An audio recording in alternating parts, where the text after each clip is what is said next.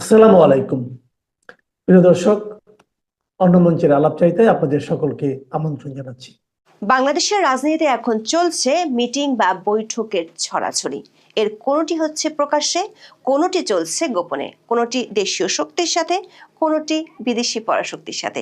তবে খবর হলো, অন্তর্বর্তী সরকারের বিদেশি মিত্ররা, বিশেষ করে আমেরিকা ও ইউরোপের শক্তিশালী দেশগুলো সরকারের উপর আস্থা হারিয়ে ফেলেছে। দুই নৌকায় পা রাখতে গিয়ে অন্তর্বর্তী সরকার পড়েছে বিপাকে। যুক্তরাষ্ট্রের মন রাখতে খলিলুর রহমানের সফর শেষে তড়িঘড়ি করে যুক্তরাষ্ট্রকে দেয়া কথা মতো বোয়িং বিমান কেনার চুক্তি এ মাসেই সেরে ফেলতে যাচ্ছে ইউনূস সরকার। প্রক্রিয়াটি নির্বিঘ্ন করতে তড়িঘড়ি করে শেষ মুহূর্তে এসে রাষ্ট্রায়ত্ত বিমান বাংলাদেশ এয়ারলাইন্সের পরিচালনা পর্ষদে প্রশাসনের 3জন গুরুত্বপূর্ণ কর্মকর্তাকে পরিচালক হিসেবে নিয়োগ দিয়েছে অন্তর্বর্তী সরকার, যা নিয়ে দেখা দিয়েছে ব্যাপক সমালোচনা। অন্যদিকে ইউরোপের দেশগুলোর চাপের মুখে এয়ারবাস কেনার আশ্বাস দিয়েছিল অন্তর্বর্তী সরকার, কিন্তু সে আশ্বাস থেকে সরকার যোজন যোজন দূরে থাকায় সরকারের উপর বেজায় চটেছে ইউরোপের শক্তিশালী দেশগুলো। আবার বোয়িং বিমান কেনার প্রক্রিয়াটি শুরু করতে গেলেও যুক্তরাষ্ট্রের আরো অনেক শর্ত পূরণ করতে পারছে না অন্তর্বর্তী সরকার। বিশেষ করে জাতীয় নিরাপত্তা উপদেষ্টা মার্কিন সফরে গিয়ে অনেক জিজ্ঞাসার জবাব দিতে না পারায় ভিন্ন পথে হাঁটা শুরু করেছে ট্রাম্প প্রশাসন। সূত্রগুলো বলছে, অন্তর্বর্তী সরকারের উপর আস্থা হারিয়ে যুক্তরাষ্ট্র ও ইউরোপীয় দেশগুলোর প্রতিনিধিরা যোগাযোগ শুরু করেছে 3টি প্রধান দলের সাথে। এর মধ্যে কার্যক্রম নিষিদ্ধ থাকা আওয়ামী লীগের সাথে বৈঠক হয়েছে গোপনে, আর বিএনপি ও জামাত ইসলামীর সাথে বৈঠকের কথা উঠে এসেছে গণমাধ্যমে। তবে প্রকাশ্যে বাণিজ্য নিয়ে আলোচনা করা হচ্ছে দাবি করা হলেও আলোচনা হচ্ছে এমন কিছু বিষয় নিয়ে যেগুলোর কারণে শিগগিরই হয়তো পাল্টে যেতে পারে রাজনীতি ও নির্বাচনের দৃশ্যপট। বিশেষ করে নির্বাচনের আগে আইন শৃঙ্খলা পরিস্থিতিকে কেন্দ্র করে সুষ্ঠু নির্বাচনের পরিবেশ নিয়ে প্রশ্ন তোলা হতে পারে নানা মহল থেকে। বিস্তারিত জানতে চলুন যাওয়া যাক বিশ্লেষণে।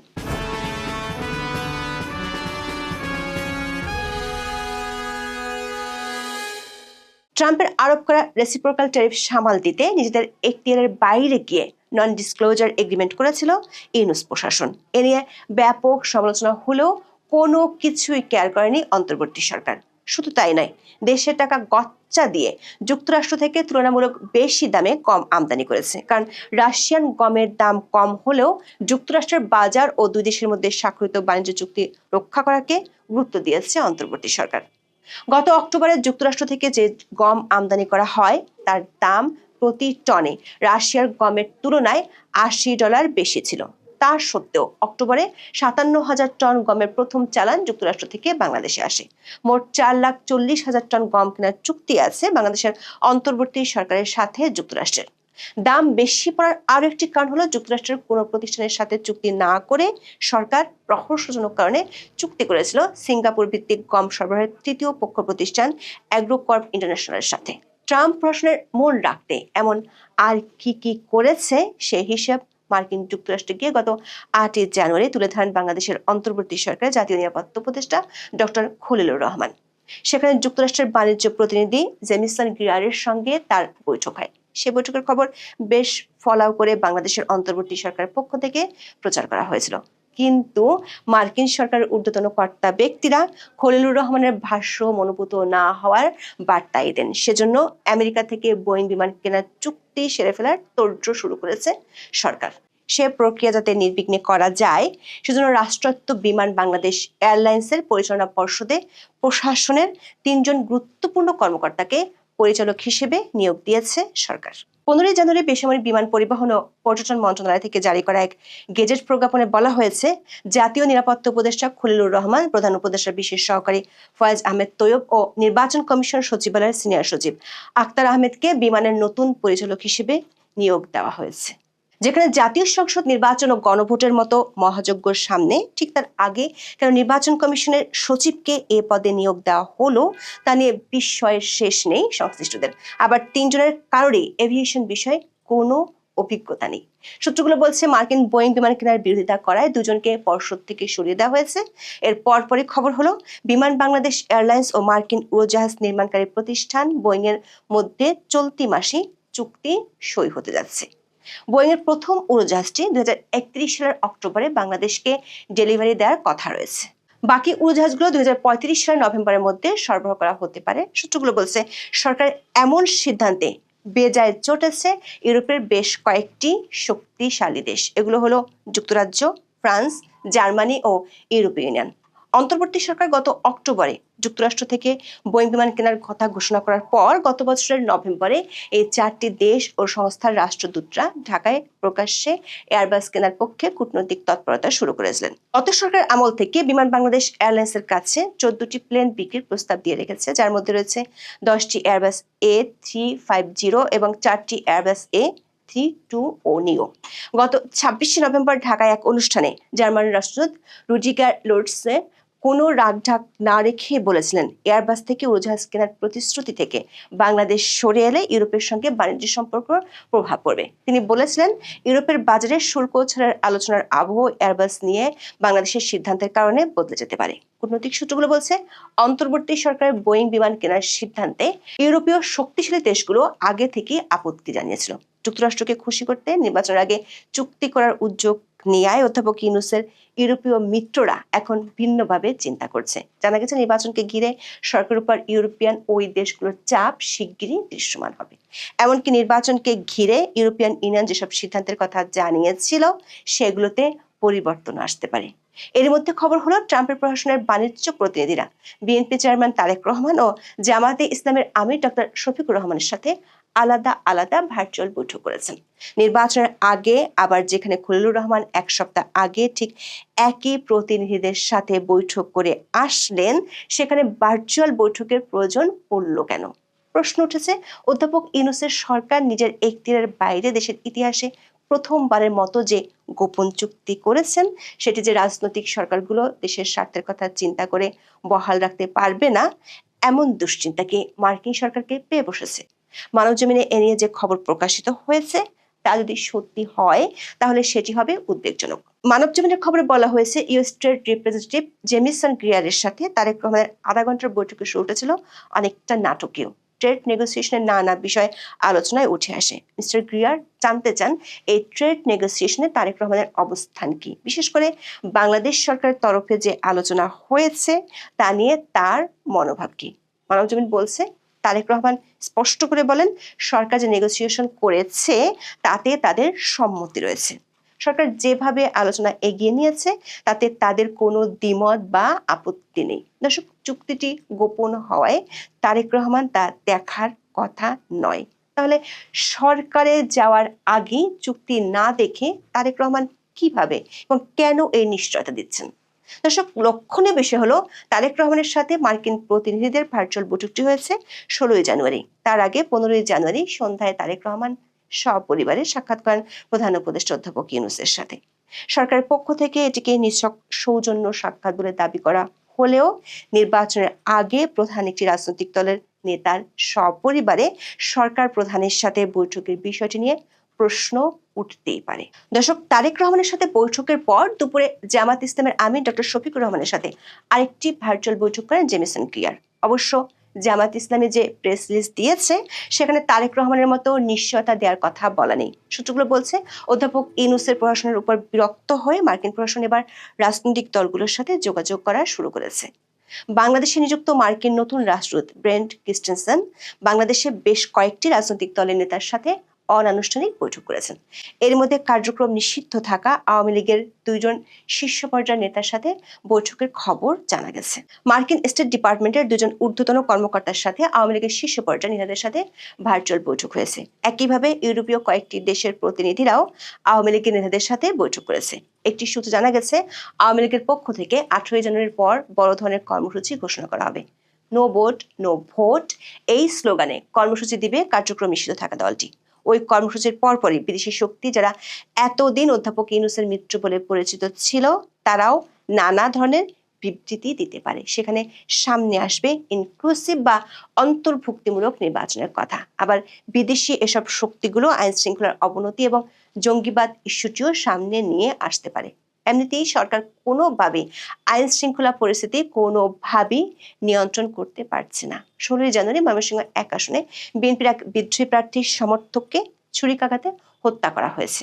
শুক্রবার সন্ধ্যা 6টার দিকে ধোবাউড়া উপজেলার ঘোষগাঁও ইউনিয়নের এরশাদ বাজার এলাকায় এই ঘটনা ঘটে। অন্যদিকে গাইবান্ধার 3 আসনের স্বতন্ত্র প্রার্থী আইজার রহমানকে রংপুরে অজ্ঞান অবস্থায় উদ্ধার করেছে পুলিশ।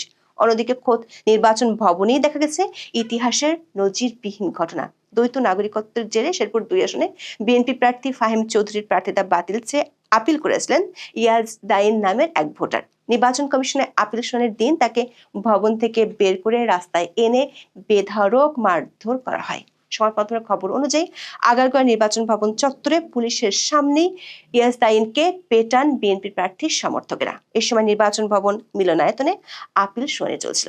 সোশ্যাল মিডিয়ায় ছড়িয়ে পড়া ভিডিওতে দেখা যায় বিকেলের দিকে কয়েকজন নির্বাচন ভবনের সামনে ইয়াজদাইনকে কিল ঘুষি মারছেন। অবশ্য ঘটনার দৃশ্য সোশ্যাল মিডিয়ায় ভাইরাল হলেও বরাবরের মতো মুখে কুলুপ এঁটেছে নির্বাচন কমিশন। এর আগে মনোনয়নপত্র বাছাইয়ের সময় সারা দেশে তুকলুকি কাণ্ড ঘটলেও কোথাও কোনো ব্যবস্থা নেওয়ার খবর আসেনি। উল্টো হুমকি লাঞ্ছনার মুখে নির্বাচনী কর্মকর্তারা ছিলেন অসহায়। দেশের প্রায় 5.5 দশকের ইতিহাসে নির্বাচনী কর্মকর্তাদের এতটা নাজুক দশা আর কখনো দেখা যায়নি। সেদিক থেকে এরই মধ্যে ইতিহাসে জায়গা করে নিয়েছে ডক্টর ইউনূসের আমলে নির্বাচন। একটি সূত্র বলছে, সামনের 7 থেকে 10 দিনের মধ্যে পরিস্থিতি নাটকীয় মোড় নিতে পারে। এমনকি নির্বাচনের সাথে সংশ্লিষ্ট কয়েকটি ইস্যু আদালত পর্যন্ত গড়াতে পারে। সেটি হলে দেশের রাজনীতি ও নির্বাচন নিয়ে পরিস্থিতি আরো জটিল হয়ে উঠতে পারে। আর এসব কিছুই নির্ভর করছে বিদেশি পরাশক্তিগুলো কোন দিকে ঝুঁকে তার উপর। এই যে আওয়ামী লীগকে রাজনীতিতে ফিরিয়ে আনার জন্য অস্থির হয়েছে ট্রাম্প প্রশাসন, তারও একটা কারণ, তারা মনে করে যে এই অঞ্চল যদি ইসলামী উগ্রবাদের শিকার হয়, যদি চরমপন্থার মধ্যে পড়ে যায়, তাহলে তাদের যে বাণিজ্য সুবিধা বা তারা বঙ্গোপসাগর সহ নানা জায়গায় যেসব বাণিজ্যিক এবং নিরাপত্তার স্বার্থকে অনেকদিন আগে থেকে টার্গেট করে রেখেছে, নিশানা করে রেখেছে, সেগুলো একটা ব্যাপক অস্থিতিশীলতার মধ্যে পড়বে। কাজে ট্রাম্প প্রশাসন আবার সবসময় চেয়ে এসেছে যে স্থিতিশীল সরকার, স্থিতিশীল রাজনীতি এবং তাদের ব্যবসা বাণিজ্যের অবাধ সুযোগ।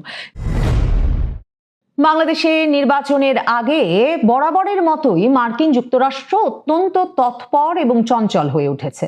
বিভিন্ন প্রতিনিধিদের যেমন তারা বাংলাদেশে পাঠাচ্ছে ট্রাম্প প্রশাসন, সরকারের কর্তা ব্যক্তি এবং নির্বাচনের অংশীদার পক্ষগুলোর সঙ্গে নানা আলাপ আলোচনায়, তেমনি বাংলাদেশের জাতীয় নিরাপত্তা উপদেষ্টা খলিলুর রহমানের মতো কর্মকর্তাকে ওয়াশিংটন ডেকে নিয়ে শীর্ষ পর্যায়ের কর্মকর্তাদের সঙ্গে বৈঠক করিয়ে বার্তা পাঠানো হচ্ছে বাংলাদেশে। আবার বাংলাদেশের বিভিন্ন রাজনৈতিক দলগুলোর সঙ্গে মার্কিন যুক্তরাষ্ট্রের ট্রাম্প প্রশাসনের বিভিন্ন পর্যায়ের ব্যক্তিবর্গের টেলি বৈঠক চলছে।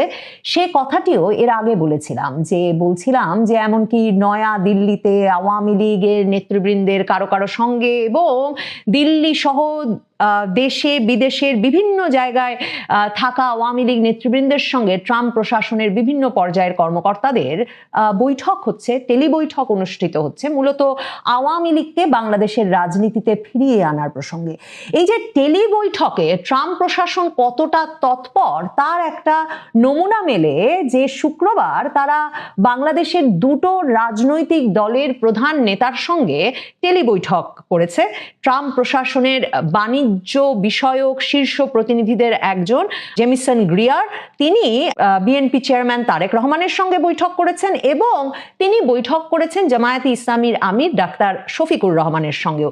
বৈঠকটি শুধুই এই দুই পক্ষের সঙ্গে অনুষ্ঠিত হয়েছে নাকি ট্রাম্প প্রশাসন রাজনৈতিক পক্ষ বলতে গত কয়েক মাস ধরে ক্রমাগতভাবে যে তিন পক্ষের সঙ্গে বাংলাদেশে আলোচনা চালিয়ে আসছে, অর্থাৎ আওয়ামী লীগ পক্ষকেও অন্তর্ভুক্ত করে এ আলাপ করেছে, সে প্রসঙ্গে আলোচনায় আসব। তবে তারেক রহমানের সঙ্গে ট্রাম্প প্রশাসনের শীর্ষ এক কর্মকর্তার গুরুত্বপূর্ণ টেলিবৈঠক অনুষ্ঠিত হয়েছে বলে বিএনপির মিডিয়া সেলের তরফে ফেসবুকে এই স্ট্যাটাস দেওয়া হয় এবং সেখানে জানানো হয়, মানবজমিন পত্রিকার খবরে দেখছি শুক্রবার সকাল 9টায় এই টেলিবৈঠকটি অনুষ্ঠিত হয়।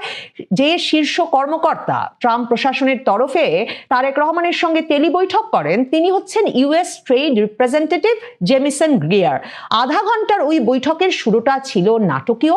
মানবজমিন লিখছে, ট্রেড নেগোসিয়েশনের নানা বিষয় আলোচনায় উঠে আসে। মিস্টার গ্রিয়ার জানতে চান এই ট্রেড নেগোসিয়েশনে তারেক রহমানের অবস্থান কি, বিশেষ করে বাংলাদেশ সরকারের তরফে যে আলোচনা হয়েছে তা নিয়ে তার মনোভাব কি। তারেক রহমান স্পষ্ট করে বলেন, সরকার যে নেগোসিয়েশন করেছে তাতে আমাদের সম্মতি রয়েছে। সরকার যেভাবে আলোচনা এগিয়ে নিয়েছে তাতে আমাদের কোনো দ্বিমত বা আপত্তি নাই। বিএনপি চেয়ারম্যানের পররাষ্ট্র বিষয়ক উপদেষ্টা হুমায়ুন কবির এই টেলিখবরের বৈঠকের খবর নিশ্চিত করেছেন মানবজমিনকে। এর খবর যেটা বলছিলাম বিএনপি মিডিয়া সেলের তরফে ফেসবুকেও দেওয়া হয়েছে।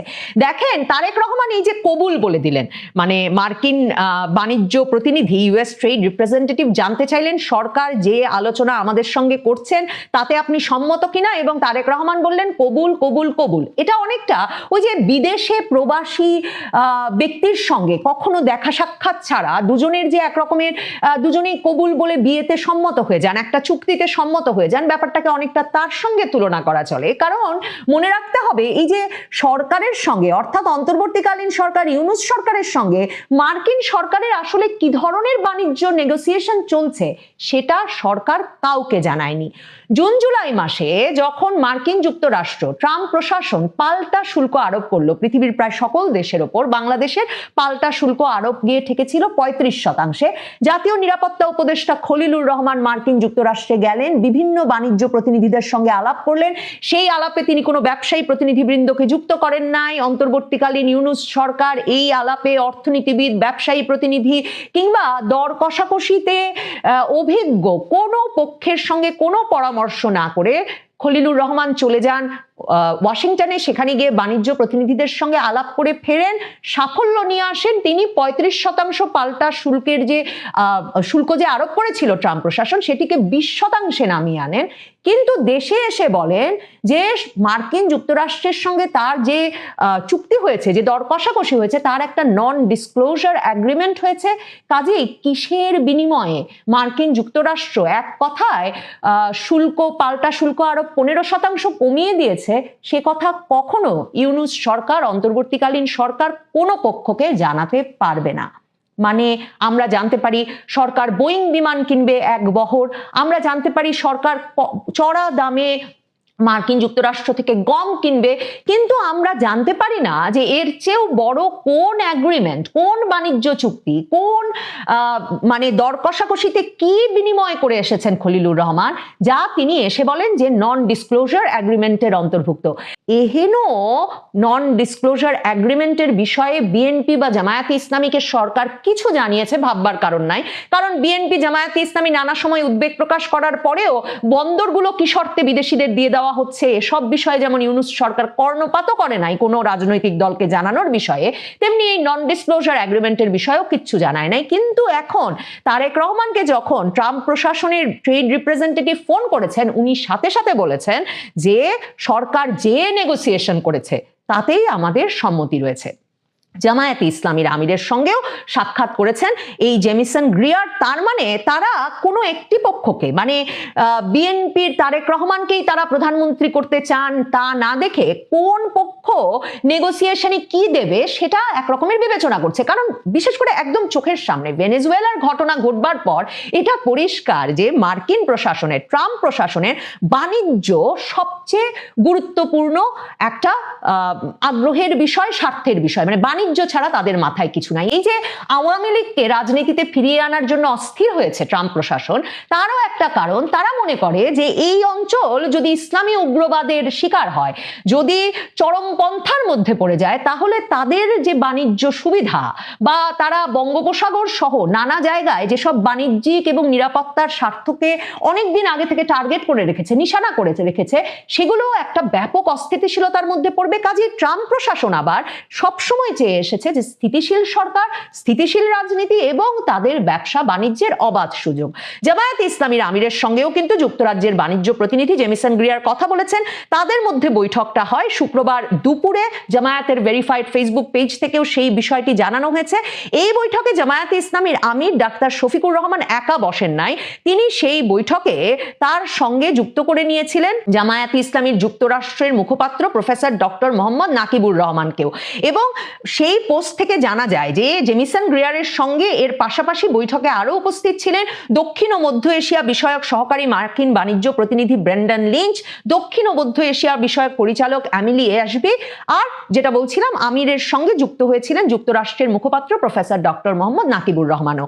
এখন সেই বৈঠকের শুরুতেই ডাক্তার শফিকুর রহমান একদিকে রাষ্ট্রদূত গ্রিয়ারকে ধন্যবাদ জানিয়েছেন যে তারা যে নিজ উদ্যোগে এমন একটা আলাপের উদ্যোগ নিয়েছেন এবং তারপর তিনি পারস্পরিক শুল্ক হার সংক্রান্ত আলোচনায় বাংলাদেশের প্রতি তার সহযোগিতার জন্য কৃতজ্ঞতা প্রকাশ করেন এবং তিনি বলেন যে রাষ্ট্রদূত গ্রিয়ার যে তাকে অবহিত করেছেন যে গত সপ্তাহেও তিনি ব্যক্তিগত উদ্যোগে, এই জেমিসন গ্রিয়ার ব্যক্তিগত উদ্যোগে প্রেসিডেন্ট ডোনাল্ড ট্রাম্পের সঙ্গে সাক্ষাৎ করে বাংলাদেশের পারস্পরিক শুল্ক হার বিষয়ে আলোচনা করেছেন ডাক্তার শফিকুর রহমান, সেজন্য তাকে কৃতজ্ঞতা প্রকাশ করেন। তার মানে এখানেও এই একই ঘটনা ঘটলো। ডাক্তার শফিকুর রহমান বললেন যে শুল্ক হার বিষয়ে নিরাপত্তা উপদেষ্টা খলিলুর রহমান ট্রাম্প প্রশাসনের সঙ্গে যা আলোচনা চালিয়েছে, এমনকি গত সপ্তাহেও তিনি সেখানে ছিলেন, সেখানে আরেক দফা এই বিষয়ে আলোচনা হওয়ার কথা, যা দিয়েছেন নন ডিসক্লোজার এগ্রিমেন্টে দিয়েছেন তারা কিচ্ছু জানেন না। কিন্তু জামায়াতের আমিরও বললেন কবুল কবুল কবুল, তিনিও রাজি মার্কিন যুক্তরাষ্ট্রকে ইউনূস সরকার ঠিক যা দিচ্ছে সেটাই দিয়ে যেতে তারাও সম্মত। তবে জামায়াতের আমির অন্তত কিছু হোমওয়ার্ক করেছিলেন এবং তারা যে দুপক্ষের স্বার্থ সংশ্লিষ্ট বিষয়ে জেনে শুনে আলাপে বসে আলোচনা এগিয়ে নিতে চেয়েছেন, এটা অন্তত একরকম প্রমাণ করতে চেয়েছেন তাদের ভেরিফাইড ফেসবুক পোস্টে। এবং সে কারণে সেখানে দেখবেন ডাক্তার শফিকুর রহমান বলছেন পারস্পরিক শুল্ক চুক্তি বাংলাদেশ ও যুক্তরাষ্ট্রের দ্বিপাক্ষিক ও বাণিজ্য ও অর্থনৈতিক সম্পর্ক উন্নয়নের জন্য দৃঢ় ও শক্তিশালী ভিত্তি তৈরি করেছে। কিন্তু মনে করিয়ে দেই, ডাক্তার শফিকুর রহমান কেন বাংলাদেশের কেউ জানেন না ওই দ্বিপাক্ষিক চুক্তিতে খলিলুর রহমান কি শর্ত দিয়ে এসেছেন। জামায়াত আমির এছাড়াও বলেছেন যে আগামী ফেব্রুয়ারিতে অনুষ্ঠিতব্য জাতীয় নির্বাচনের পর যদি বাংলাদেশ জামায়াতে ইসলামী সরকার গঠন করে তবে তার দল এই চুক্তির পূর্ণ বাস্তবায়ন অব্যাহত রাখবে এবং যুক্তরাষ্ট্রের সঙ্গে বাণিজ্য ও বিনিয়োগ সম্পর্ক আরো গভীর করতে আন্তরিকভাবে কাজ করবে। এখন ট্রাম্প প্রশাসন যে একটা রাজনৈতিক স্থিতিশীলতা, স্থিতিশীল সরকার, এসব কারণে তাদের রাজনৈতিক নেতৃবৃন্দ ওই প্রশাসনের এবং যারা কিনা এই দক্ষিণ মধ্য এশিয়ার নিরাপত্তা সংক্রান্ত বিষয়গুলো দেখভাল করেন, সেই কর্মকর্তারা যে আওয়ামী লীগের রাজনৈতিক কার্যক্রম নিষিদ্ধ করে আওয়ামী লীগকে রাজনীতিতে ফিরিয়ে আনার জন্য আওয়ামী লীগের নেতৃবৃন্দের সঙ্গে নানা পর্যায়ে আলাপ করছেন কিংবা ইউনূস সরকারের ওপর চাপ প্রয়োগ করছেন, নিশ্চিতভাবেই মার্কিন যুক্তরাষ্ট্র আওয়ামী লীগের কাছ থেকেও এমন একটা ইতিবাচক মনোভাব আশা করবে মার্কিন যুক্তরাষ্ট্রের বাণিজ্য সম্প্রসারণের ব্যাপারে।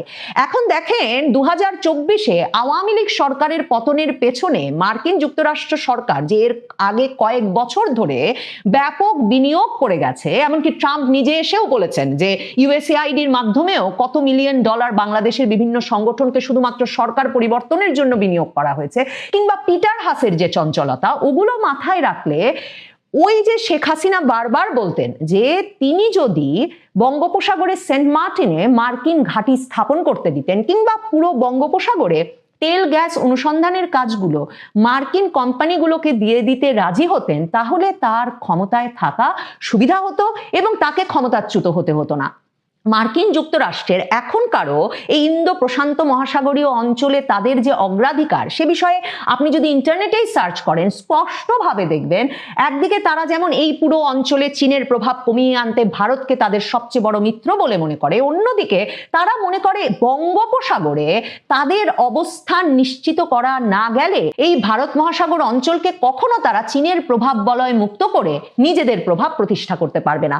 2024-এর নির্বাচন তার আগেও আওয়ামী লীগ প্রায় কথা দিয়ে ফেলেছিল যে মার্কিন কোম্পানি এক্সন মোবিল, যারা কিনা যে বঙ্গোপসাগরের 26টি ব্লক, মানে আওয়ামী লীগ সরকার যে 26টি ব্লক নির্ধারণ করেছিল তেল গ্যাস অনুসন্ধানে, 26টি ব্লকেই তারাই অনুসন্ধান করবে, তারাই তেল গ্যাস আহরণ করবে, এই প্রস্তাব নিয়ে তারা কিন্তু তখন আওয়ামী লীগ সরকারের সঙ্গে ঘনিষ্ঠভাবে আলোচনা করছিল এবং মার্কিন সরকার ধারণা করছিল যে অমন একটা দুর্বল নির্বাচনের আগে আওয়ামী লীগ সরকার হয়তোবা মার্কিন কোম্পানিকে ওই পুরো বঙ্গোপসাগরে এই তেল গ্যাস আহরণ এবং অনুসন্ধানের দায়িত্ব দিয়ে দিতে রাজি হয়ে যাবে। কিন্তু 2024-এর নির্বাচনটা সেরে ফেলার পর 2024-এর মাঝামাঝি থেকে আওয়ামী লীগ সরকার আবারও একটা বৈশ্বিক দরপত্র আহ্বান করে বসে এবং পরিষ্কার করে যে তারা কিছুতেই একটি দেশ, বিশেষ করে মার্কিন যুক্তরাষ্ট্রের মতো দেশ, যারা কিনা এই তেল গ্যাস আহরণের নামে জায়গায় জায়গায় সমুদ্রের বিভিন্ন দেশের সমুদ্র সীমায় নজরদারি প্রতিষ্ঠা করে, নিরাপত্তা প্রতিরক্ষা কৌশলের দিক থেকে গুরুত্বপূর্ণ অবস্থান তৈরি করে, এমন একটি দেশকে তারা সম্পূর্ণ নিয়ন্ত্রণ প্রতিষ্ঠা করতে দিতে প্রস্তুত নয়। মার্কিন যুক্তরাষ্ট্রের সঙ্গে বাণিজ্য প্রতিনিধিদের সঙ্গেও নিশ্চিতভাবে আওয়ামী লীগকে রাজনীতিতে ফেরার ক্ষেত্রেও এখনো আলাপ আলোচনা চালিয়ে যেতে হচ্ছে। বাংলাদেশের গুরুত্বপূর্ণ রাজনৈতিক পক্ষগুলো এবং এই অন্তর্বর্তীকালীন সরকার যখন যে কোনো কিছু দিয়ে দিতে প্রস্তুত, বিশেষভাবে এই অন্তর্বর্তীকালীন সরকারই যখন বাংলাদেশের শক্তিশালী রাজনৈতিক দলগুলোর জন্যও এমন একটা পরিস্থিতি তৈরি করেছে যে মার্কিন যুক্তরাষ্ট্রের জন্য যে কোনো কিছু দিয়ে দিতে তাদেরকে প্রস্তুত থাকতে হবে, তখন আওয়ামী লীগের নেতৃবৃন্দের সঙ্গে মার্কিন প্রতিনিধিদের যত আলাপ, সে আলাপেও এই বাণিজ্য সুবিধার বিষয়গুলো আলোচিত হচ্ছে, তা একরকম নিশ্চিত। আওয়ামী লীগকে সম্ভবত বাংলাদেশের রাজনীতিতে ফিরতে হলে তাদেরকেও কোনো কোনো বিষয়ে কবুল কবুল কবুল বলতে একরকমের রাজি হতে হবে, না হলে দেশে ফেরার পথটা নিশ্চিতভাবেই আরো সংকুল হয়ে থাকবে আওয়ামী লীগের জন্য। সম্মানিত দর্শক, ডক্টর মোহাম্মদ ইউনূসের সরকারি বাসভবন যমুনা। তো সেই যমুনাতে বিএনপির ভারপ্রাপ্ত চেয়ারম্যান নন, এখন তিনি একেবারে পরিপূর্ণ বিএনপির চেয়ারম্যান, ইলেক্টেড চেয়ারম্যান, প্রধান ব্যক্তি, সভাপতি জনাব তারেক রহমান। তিনি নিমন্ত্রিত হয়েছেন এবং এটা যেন তেন নিমন্ত্রণ নয়, বলা হয়ে থাকে যে এটি চা চক্র, কিন্তু মনে হচ্ছে চা চক্র না, এখানে পোলাও কুরমা শাহী খাবার দাবার অনিবার্য ছিল। এর কারণ হলো বৈঠকে প্রায় 2 ঘন্টা দুজন শীর্ষ নেতৃত্ব, সরকারের প্রধান ব্যক্তি ডক্টর মোহাম্মদ ইউনূস এবং বাংলাদেশের প্রধানতম রাজনৈতিক দল বিএনপির চেয়ারম্যান জনাব তারেক রহমান, তারা বৈঠক করেছেন, সময় কাটিয়েছেন 2 ঘন্টার অধিক সময়। তো এই বৈঠকে উল্লেখযোগ্য যে বিষয়গুলো আমরা দেখলাম যে এটা ছিল একান্তই ঘরোয়া এবং পারিবারিক বৈঠক। পত্রপত্রিকা যে ছবিগুলো এসছে সেখানে ডক্টর মোহাম্মদ ইউনূস, তার সঙ্গে তার একমাত্র কন্যা, তাকে আমরা দেখতে পেয়েছি এবং কন্যা ছিলেন শাড়ি পরিহিত, আবহমান বাংলার রূপে সজ্জিত। ইন জেনারেল যখন ডক্টর মোহাম্মদ ইউনূস কোনো অফিসিয়াল বৈঠক করেন, সেখানে তার যে সেক্রেটারি যিনি রয়েছেন দীর্ঘদিন ধরে, লামিয়া মোর্শেদ, তো লামিয়া মোর্শেদের উপস্থিতি একেবারে অনিবার্য। এবং এটা ডক্টর মোহাম্মদ ইউনূসকে যারা দীর্ঘদিন ধরে চিনেন, গ্রামীণ সেন্টারকে চিনেন, তারা সবাই জানেন যে উনি দেশে দেশের বাইরে যেখানে যান না কেন লামিয়া মোর্শেদের উপস্থিতি তার জন্য অনিবার্য। এমনকি ডক্টর মোহাম্মদ ইউনূসের সঙ্গে যাদের ব্যক্তিগত যোগাযোগ রয়েছে, তো সেই যোগাযোগটির 99% যোগাযোগ লামিয়া মোর্শেদের মাধ্যমে হয়ে থাকে। অবশ্যই ডক্টর মোহাম্মদ ইউনূস কিছু কিছু ক্ষেত্রে সরাসরি নিজেও কথা বলেন, বা তার যে একান্ত ব্যক্তিগত যে মোবাইল নম্বরটি রয়েছে সেটা খুব সীমিত সংখ্যক লোক তারা জানে, তাদের সঙ্গে উনি কথা বলেন। কিন্তু এর বাইরে 99.99% আলাপ আলোচনা, মানে যেদিন থেকে গ্রামীণ সেন্টার প্রতিষ্ঠিত হয়েছে এবং লামিয়া মোর্শেদ তার সঙ্গে যেদিন থেকে আছেন সেই দিন থেকে তার উপস্থিতি একেবারে অনিবার্য। এবং এই সরকার ক্ষমতায় আসার পর লামিয়া মোর্শেদকে তিনি রাষ্ট্রীয় প্রোটোকলে সরকারের সবচেয়ে গুরুত্বপূর্ণ যে পদ, সিনিয়র সচিব, এই পদটি দিয়েছেন। এরপরে আসলে তাকে মন্ত্রী বানাতে হতো। তো সেই পদ নিয়ে তিনি সেখানে ছিলেন এবং এই বৈঠকে লামিয়া মোর্শেদকে আমরা দেখিনি। ইট মিনস তারেক রহমান সাহেবের সঙ্গে ডক্টর মোহাম্মদ ইউনূস সাহেবের যে বৈঠক, এটা এতটা ঘরোয়া ছিল, সেই ঘরোয়াতে তার কন্যা ছাড়া অন্য কাউকে এখানে আমন্ত্রণ জানানো হয়নি। দ্বিতীয়ত, তারেক রহমান সাহেব নিজে, তার স্ত্রী এবং তার কন্যাকে নিয়ে তিনি সেখানে উপস্থিত হয়েছেন। আমরা ইতিপূর্বে যেখানে দেখে যে তারেক রহমান সাহেবের যে স্ত্রী জুবাইদা রহমান, ডক্টর জুবাইদা রহমান, তিনি সাধারণত এই ধরনের কোনো অনুষ্ঠানে কখনো যান না। আর তার কন্যা ব্যারিস্টার জায়মা, তিনিও এইবারই বাংলাদেশে আসার পর তার উপস্থিতি, সরব উপস্থিতি বিভিন্ন জায়গাতে দেখা যাচ্ছে। স্পষ্টতই এখানে একটা ফ্যামিলি ডাইনেস্টির যে গন্ধ, এটি পাওয়া যাচ্ছে। তারেক রহমান সাহেব চাচ্ছেন যে তিনি, তার স্ত্রী এবং তার কন্যা যুগপৎভাবে জাতীয়তাবাদী রাজনীতির প্রতিভূ রূপে সকলের কাছে প্রতিষ্ঠিত হন এবং যে কোনো বিরূপ পরিস্থিতিতে তিনি অথবা তার স্ত্রী অথবা তার কন্যা যেন দলের হাল ধরতে পারে এককভাবে, সম্মিলিতভাবে, কিংবা প্রয়োজনে পৃথক পৃথক জায়গা থেকে। এইভাবে তিনি এইবার বাংলাদেশে আসার পর থেকে তার পরিবারকে তিনি গড়ে তোলার চেষ্টা করছেন। তিনি যখন লন্ডনে ছিলেন এবং বাংলাদেশে আসাটা তার কাছে যখন নিরাপদ মনে হচ্ছিল না, ঠিক সেই সময়টাতে তার স্ত্রী পরপর 2বার এসেছেন। তো এমনি তিনি মৃদুভাষী পলিটিক্স বা অন্য যে বিষয়গুলো রয়েছে সেই ব্যাপারে অতটা তার কোনো আগ্রহ আছে বলে মনে হয় না। কিন্তু এই অল্প সময়ের মধ্যে যেটা দেখা গেল যে তিনি সম্মুখ সারিতে না থেকেও প্রেরণাদাত্রী রূপে পেছন থেকে ইন্সপায়ার্ড করার ক্ষেত্রে হয়তো গুরুত্বপূর্ণ ভূমিকা পালন করেন জিয়া পরিবারে। এই গেল একটা। আর অন্যদিকে তার মেয়েটি, যেটা মনে হচ্ছে যে বেগম খালেদা জিয়ার একটা প্রতিভূ, তার সঙ্গে আধুনিকতা, শিক্ষা দীক্ষা এবং তার পিতার যে সাহস শক্তি, এই জিনিসগুলো জায়মা রহমান রিপ্রেজেন্ট করছেন। তো এই যে আলোচনাটা, সেই আলোচনাতে দুটো পরিবারের সঙ্গে যে সম্মিলন হলো, এটার বডি ল্যাঙ্গুয়েজ কী, এটার উদ্দেশ্য কী? এখানে আমরা যদি প্রথমে ডক্টর মোহাম্মদ ইউনূসের সম্পর্কে আলোচনা করি, তাহলে দেখব যে তার কন্যা, একমাত্র কন্যা, তার সকল সহায় সম্পত্তির উত্তরাধিকারী।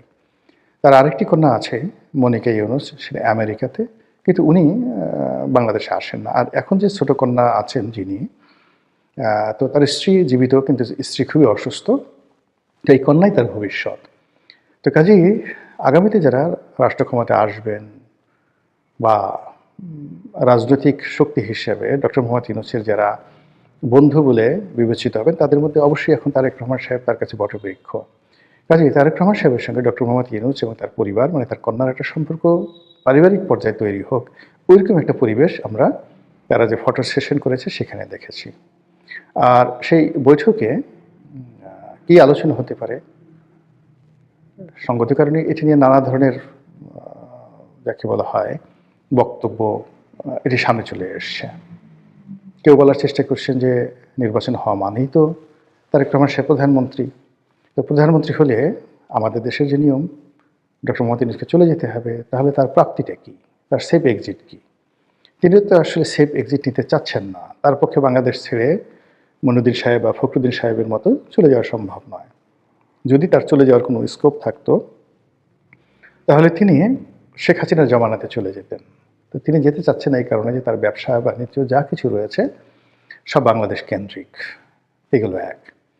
এই পুঁজি প্রত্যাহার করা সম্ভব নয়। আর এখানে তার যে প্রকল্পগুলো, সবগুলো স্বর্ণের ডিম পাড়া হাঁস। সেটা গ্রামীণ ফোন বলেন, গ্রামীণ ট্রাস্ট বলেন, আর এই সময়টাতে গত কয়েক মাসে তিনি যা কিছু অর্জন করেছেন, প্রায় সবগুলি স্বর্ণর ডিম পাড়া হাঁস। ফলে এগুলো তিনি হত্যা করবেন না, তিনি বাংলাদেশেই থাকবেন, মরে গেলেও থাকবেন। কিন্তু এগুলো নিয়ে যেন তিনি বা তার সন্তান পুনরায় কোনো বিপদে না পড়েন, এজন্য তারেক রহমান সাহেবের সঙ্গে তার একটা সমঝোতা জরুরি ছিল। সেটি কি সেখানে আলোচনা হয়েছে? এইটিকে নিয়ে আমরা কথা বলতে পারি। এগুলো এক। 2 নম্বরে যেটা হলো যে তারেক রহমান সাহেবকে এই মুহূর্তে ইলেকশনের মাধ্যমে প্রধানমন্ত্রী হিসেবে অভিষিক্ত করার জন্য ডক্টর মোহাম্মদ ইউনূস যে চেষ্টা করছেন, যে ওয়াক ওভার দিচ্ছেন, সেক্ষেত্রে আরও বহু মানুষের সঙ্গে তার শত্রুতা শুরু হয়ে যাবে। তিনি গত 17 মাসে যাদেরকে পেট্রন করেছেন,